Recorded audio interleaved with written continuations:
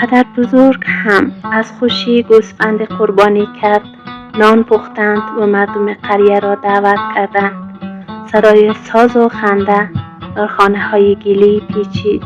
بازی سنتی گیرک‌زنی برپا شد و همه شادی کردند. پدر بزرگ با لبخند گفت: نام نواسه خود را بخت بیگم می‌گذاریم تا بخت و روشنی همیشه در خانه ما بماند. و همه بزرگان می‌گفتند: وقتی خدا بخواهد خانه ای را روشن کنه، دختر را به او خانه می‌فرسته. بخت بیگم بزرگ می‌شد. دختری با چهره زیبا، نگاه هوشیار و دل جسور. از همان کودکی فرق داشت. پرسشگر، دانا و با اعتماد به نفس.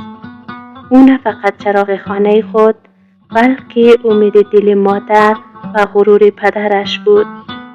بخت بیگم بزرگ شد، باهوش، پرشور و در دلش رویای بزرگتر از کوههای قریه.